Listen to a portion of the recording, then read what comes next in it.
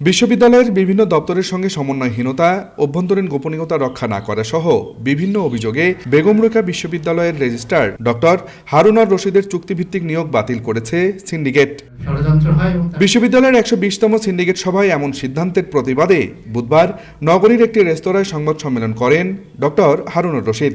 অভিযোগ করেন, শিক্ষক কর্মকর্তাদের বিভিন্ন অনিয়ম প্রকাশ করা সহ নানা কারণে তার চুক্তিভিত্তিক নিয়োগ বাতিল করেছে সিন্ডিকেট। ২২ থেকে ২৯ জন কর্মকর্তা রয়েছেন যাদের আসলে সার্টিফিকেটই নাই। আপনারা অনেক সিনিয়র সাংবাদিক জানেন, অনেকে গিয়েছেন, কথা বলেছেন, অনেকে নিউজও করেছেন। যাদের এই সমস্ত ডিগ্রির সার্টিফিকেট নাই, তারা মনে করেন যে ডক্টর হারুন রেজিস্টার হয়ে না আসলে হয়তো আমাদের এই বিড়ম্বনার সম্মুখীন হতে হতো না। তারা আস্তে আস্তে আমার বিরুদ্ধে তারা একটা বিক্ষোভে কিংবা একটা গ্রুপ তৈরি করে ফেলে। সাবেক এই রেজিস্ট্রারের দাবি, নিয়োগ বাতিলের কারণে স্থবির হয়ে পড়বে আবু সাঈদ হত্যা মামলা।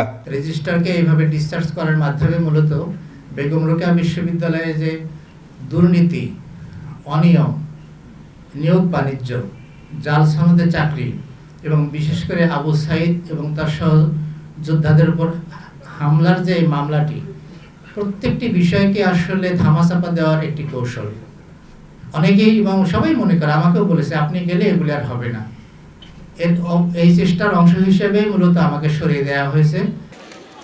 এদিকে সাবেক রেজিস্ট্রার ডক্টর হারুনের অভিযোগের বিষয়ে জানতে চাইলে পাল্টা অভিযোগ করেন বিশ্ববিদ্যালয়ের উপাচার্য ডক্টর শওকাত আলী। বলেন, বিশ্ববিদ্যালয়ের বিভিন্ন দপ্তরের সঙ্গে সমন্বয়হীনতা, অভ্যন্তরীণ গোপনীয়তা রক্ষা না করা সহ একটি বিশেষ রাজনৈতিক দলকে বেশি সুযোগ দিতেন ডক্টর হারুন। অনিয়ন্ত্রিত কর্মকাণ্ডের কারণেই তার চুক্তিভিত্তিক নিয়োগ বাতিল করে সিন্ডিকেট সভা। এখানে তো অনেক লোক আছে যারা অনেক এই প্রতিষ্ঠা থেকে কাজ করতেছেন, তাদের সাথে একটা ব্যবহার, মানুষের ব্যবহারে তো মানুষকে অনেক, তুমি ব্যবহারে মানুষকে জয় করতে পারতে, তুমি তা না করে তুমি এখানে একটা রাজনৈতিক প্ল্যাটফর্ম নিয়ে কারোর পক্ষে খুব বেশি, কারোর পক্ষে আপনার কিছুই না। তো এই জন্য কার্যগুলো সিন্ডিকেট মূল্যায়ন করছে, সিন্ডিকেট তাকে এই চুক্তি করছে, সিন্ডিকেট থেকে অ্যাপয়েন্টমেন্ট দিচ্ছে চুক্তিভিত্তিক, সিন্ডিকেট তাকে বাতিল করছেন।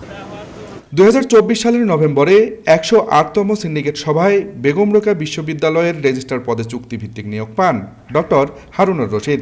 সে সময় ইউজিসি ও বিশ্ববিদ্যালয়ের নিয়ম না মেনে রেজিস্ট্রার নিয়োগে ব্যাপক সমালোচনার মুখে পড়ে বিশ্ববিদ্যালয় কর্তৃপক্ষ। আব্দুর রশিদ জীবন, সময় সংবাদ, রংপুর।